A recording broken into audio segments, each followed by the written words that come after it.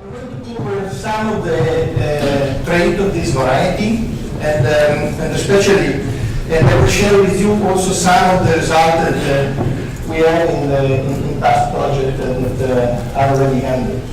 So, a brief introduction. Probably many of you already see these things, but WA38 is a cross between Enterprise and Honeycrisp.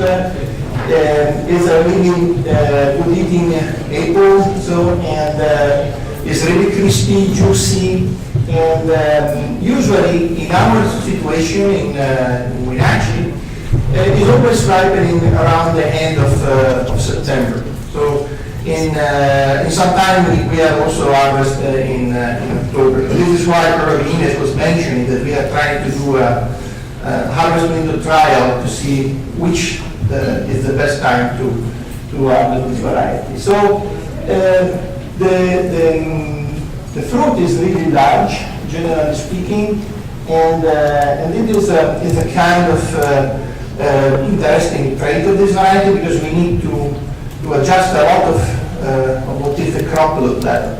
So, and generally speaking, we have 5 different growing areas. You can see that over the tree, the fruit looks really colored, like here, but when you look inside the beans, the fruit have a lot of fella that are not well wrapped.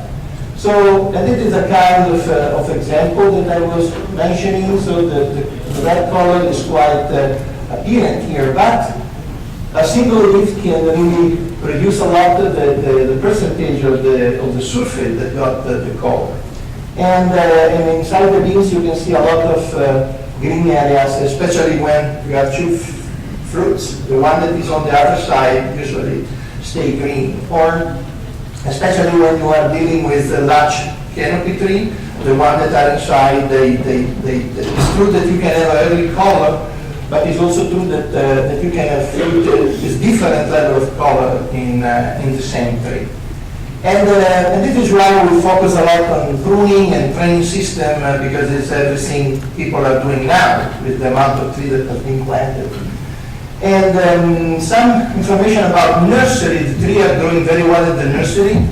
I don't see any big issue in having tree well feathered. Like you can see here, it's very easy to have a huge amount of good branch from a tree in the nursery, but sometimes the branches are very long, and then this can be an issue because this variety I'm introducing in the next situation have a very typical type 4 habits. And I'm going through this point in a minute.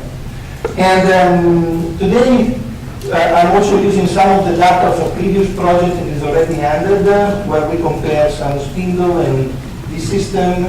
And we have only 2 roosters, the NIC29 and G41. I have no other rooster experience, so this is why I say I have no idea what can be the effect of the rooster, because this is the only 2 that I tested. And when we start this project, I immediately realized that this variety was a type 4. And I decided to do a different kind of pruning compared to the usual bending that we do with type 3 varieties. I developed the pruning. So, and what is a type 4 variety? It's this kind of tree here. Is what you, generally speaking, call a tip-bearing variety.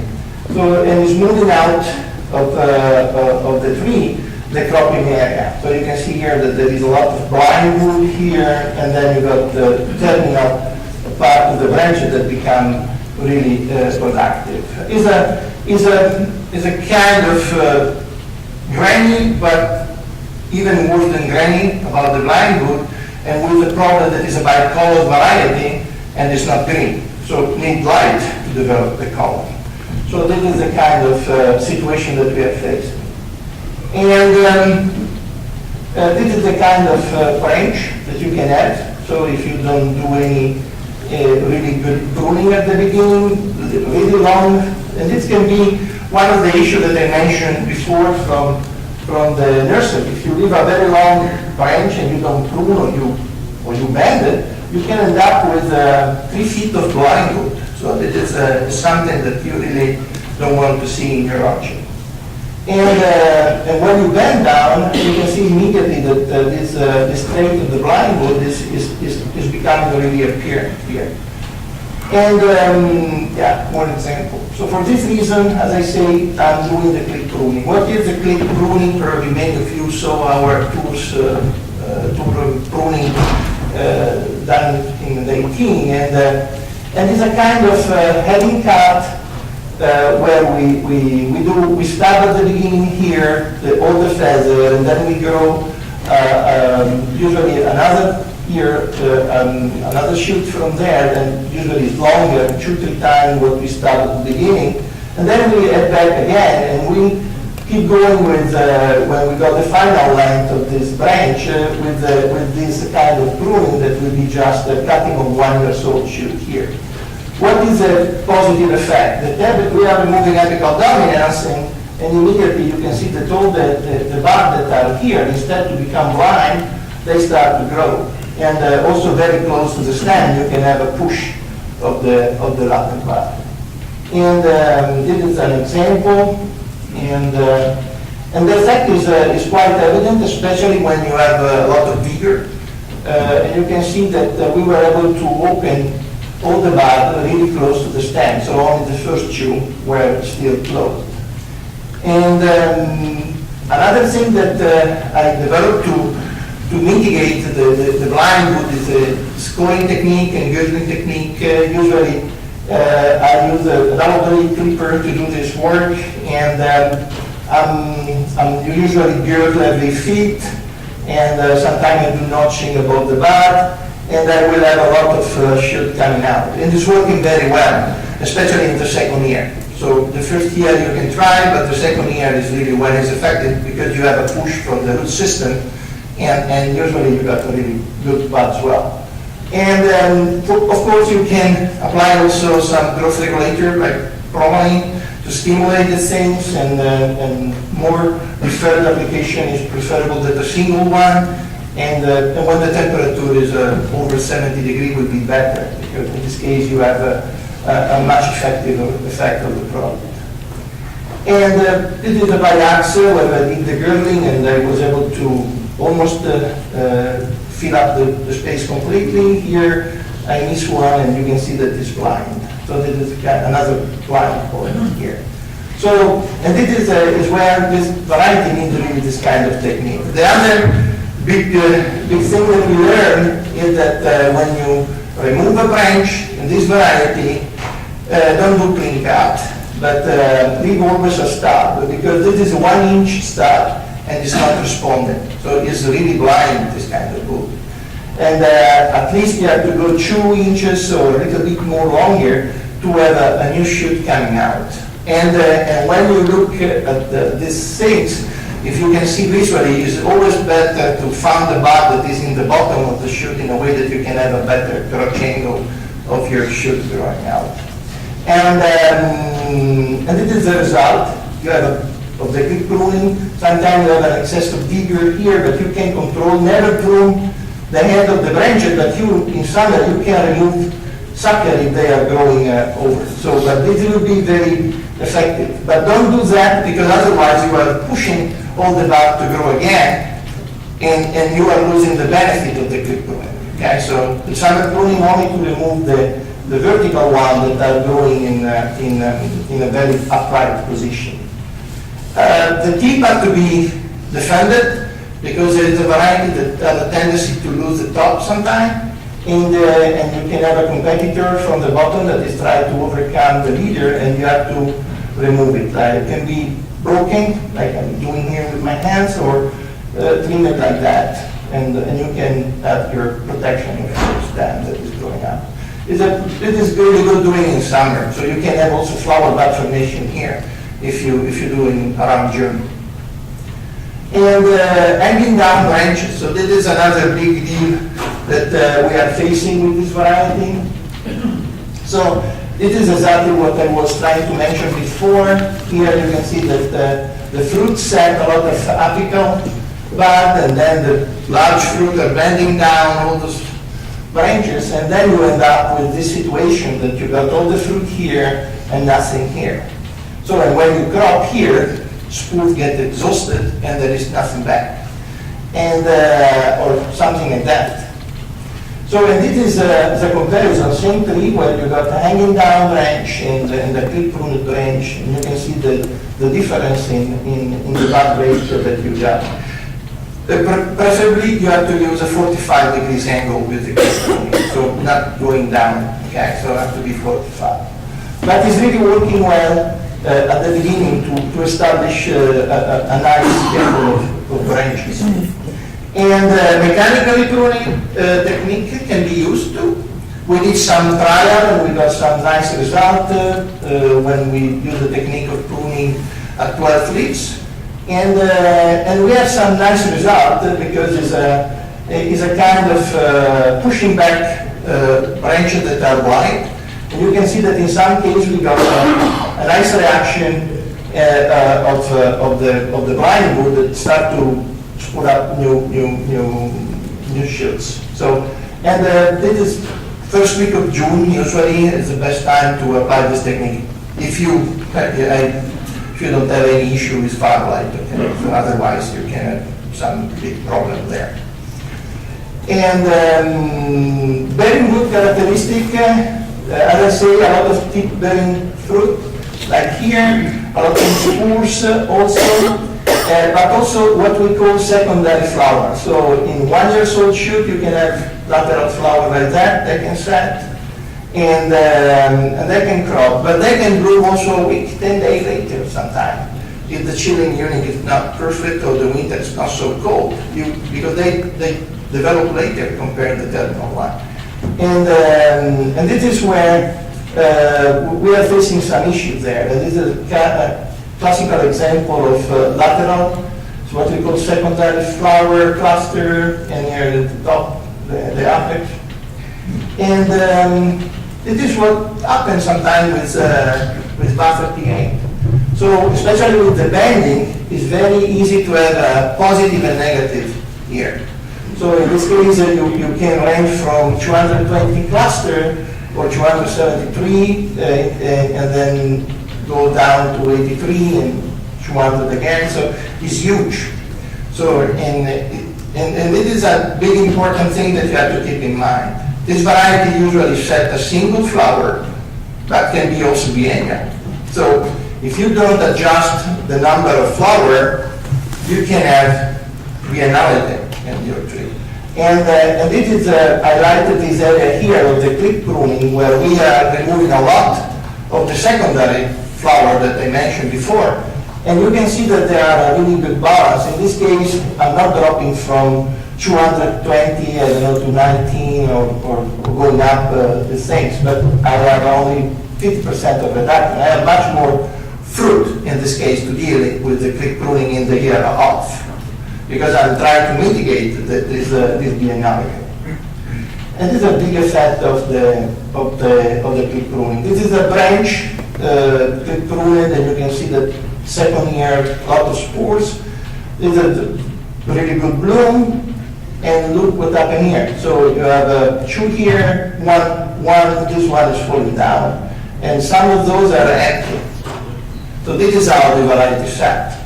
And if you look here, usually in a normal year, so only 1 year we got some lateral fruit that set, usually set the king, this variety.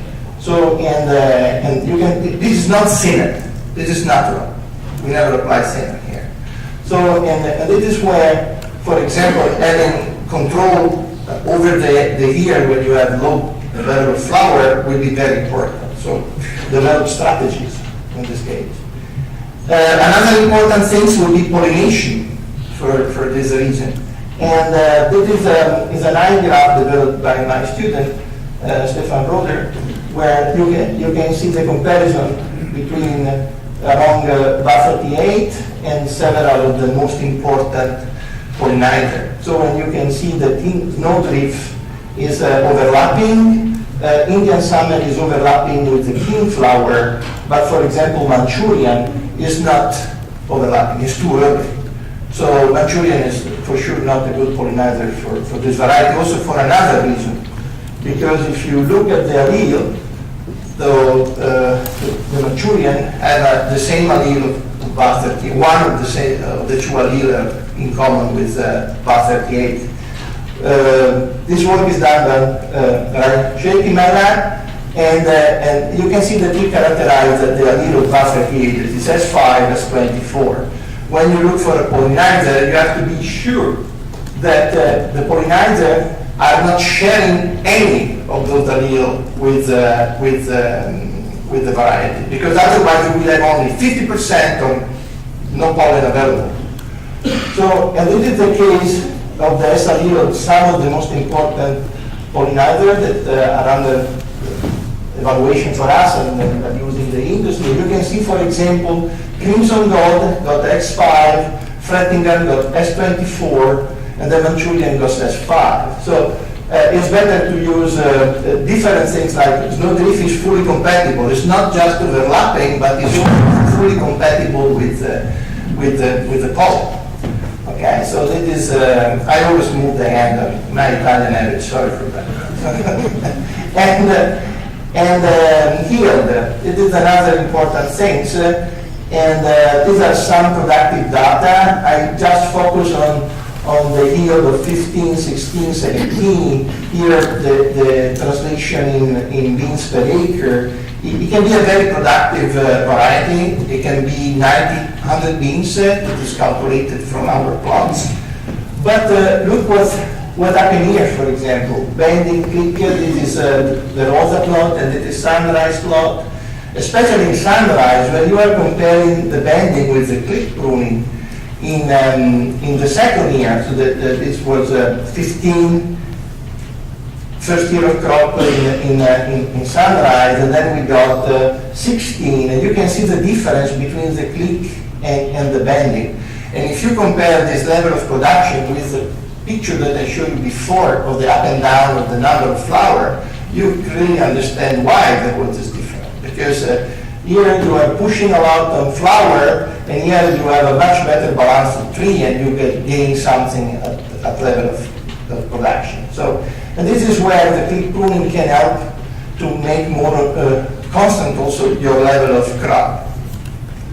And crop load, this is another project that I'm running in my group, and we did a crop load trial with master student Anthony. He graduated successful, and this is the level that we impose. So it's very difficult to go higher than that because it's a self-thinning variety. So I don't think that we will never see something like 11 or 12 like we saw in Honeycrisp. But what is important to know is that in our situation, you can see that like everywhere when you do something on crop load, you see an effect on sugar accumulation. So of course, low crop load gives you better quality fruit, but also really low yield. And also is switching the level of maturity, especially here. You can see that with 2 fruit per trunk section area, you are producing fruit that are more ripe. We harvest everything at the same time. You can see the difference. So the crop load is also affecting your harvest time and your fruit maturity. So, and this is where really you have to be careful. So in my opinion, what we saw with a good compromise is something around the 6 fruit per square centimeter of your trunk area section can be reasonable for this variety. And here you can see the distribution of the fruit size on the basis of the crop load. And here we have a peak in the really large fruit size here. So here, over 90 millimeter and 100 millimeter is probably a 45. There is no classification for the large fruit of this variety. You can easily have a fruit of 500 grams that is really large if you crop really low. And there are other things that we are trying, like the biaxis and the level of mechanization. This is another trial planted in the same year, but we had back the tree and we produced 2 leaders, and we call biax. And we do a very short pruning. It is a really starting pruning at the beginning. And we have a really good result in developing small branches like that. And this can be done also mechanically. This saves you a bunch of time, and then you can just go in and clean the inside part. And this is the intensity of bloom that we obtained the following year. So it's a hand pruning here and mechanically pruned here. Not really a significant difference of that. And when we do the mechanical pruning in summer, you can have the benefit also to develop flower bud really close to the stem. And with the biax, that is a very narrow canopy, you can have a huge advantage because this is, I was mentioning, the fruit distribution in the canopy is much better. So with the thinner canopy, almost all the fruit are exposed to the light. You don't have, like in a spindle, a base where the fruit are a little bit in the shade. And then you can have a lot of fruit that are developing color in the top part of the tree, but not in the bottom. So, and this is where really the biax can help a lot to enhance the color formation. And if you are doing top graft, this is another project that we are running. Recalcitrage is also part of this project from the nutrition side and root development. And we do single, double, and triple, and we have obtained a really good result. In 2 years, we fill up completely the space, and this will be the first year of cropping. And for the one that come to the field day, we also are applying apogee there to make everything more compact, and the result of the apogee application was really good. And I think that this kind of top graft can help a lot to convert orchard in a quick way, because in 2 years we fill up completely the space and we are cropping. Like this year we will crop quite a amount of fruit there. And with that I acknowledge all the sponsors, the endowment committee and everything, and my group people, Sarah and Stefano, that are really important for me, and the collaborator Tom Ovid that helped a lot in establishing this plot, and Karen Lewis with all the mechanization. So I put the link that you already mentioned here. There is a printable spreadsheet on horticulture of WA38 where you can find all the information that I was sharing with you today. So go there and take a look because it's quite updated. So Diana is doing a very good job in updating this thing. If there is any question, I'm pleased to take it. Great, thank you very much, Stefano. Let's give Stefano a round of applause. We have lots of questions. Okay, so first question of Stefano is, does it help if you tie to a wire early when that wood is still small to prevent blind wood? Tie means horizontally? It doesn't say. Why don't you talk about both? Yeah, so if you tie horizontally, you can have blind wood, but if you are able to do some girdling over your branch, because many of you are doing angle canopy with these really nice horizontal branches. Probably if you do some girdling of the branches, you can have some good effect on that. So, but it's not helping to minimize the blind wood, the tying horizontal. So you can have the blind wood, but then you have to work a little bit to adjust the situation. So you talked quite a bit about girdling or scoring. When you're talking about scoring, how deep are you cutting into the wood? And is it all the way around or partial? Good question. So this is a technique that you have to cut just the bark and the green part of your stem that is a phloem. You have to go down really 1 millimeter, no more. And I snap, and I saw some people snapping a lot of tree doing that. So for this reason, when I'm doing the same side, angle the clipper in a way that I'm not closing completely the girdling. In this way, I have always one piece of the bark that is still not affected by the girdling, but I'm still interrupting the flux of oxygen from the top to the bottom. And it doesn't cost a lot of effort, but if you try to do that, you have to do that, and you have a part that is not counted. So that is, especially if you are trying to do something in the first year where the wood is really soft, and this is why I probably prefer, second year to the good. Right, that's really important that we're scoring lightly and not all the way around like that. Okay, and so talking about clipping or tipping, how many inches are you taking off, or is it more the amount of wood that you're leaving in order to induce bud swell? Okay, so if we start, for example, with tree type, the one that I showed you from the nursery, very long feather, I don't need this kind of size of the feather. I can start everything like 3 inches, for example, and then in the first year, and then I grow shoot, and in the second year I go a little bit 2-3 times longer, depending on the space that I have to cover, okay, between the tree, and I build up the branches instead of 1 year in 2. But doing this apical cut, I'm removing the apical dominance of the branch, and I'm helping the bud to push. So you have to adjust the length of your cut, the second year cut on the basis of the space that you got, but at least will be, if we say 3 inches, will be from 6 to 9 inches, and it will still work, okay? Because it's important that you start to fill up the space really close to the stem, because when you move out the cropping area, this I learned that way, with mistake. So if you stay too large at the beginning, it doesn't work, because you end up with blind wood too.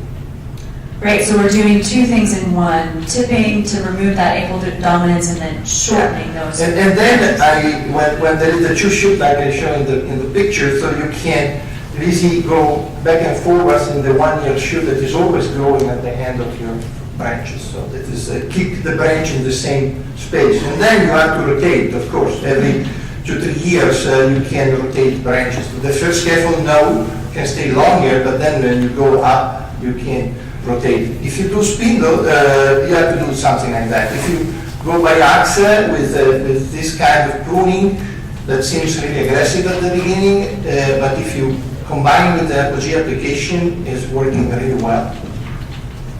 Perfect. And another question coming in, just to make sure that everybody's up on that terminology. When you say click, what does that mean? Is it Head cut. Head cut. Perfect. Okay, so because it's a head cut on, in this case, on 1 year old wood. Perfect. So a head cut on 1-year-old wood is what we're talking about with a click.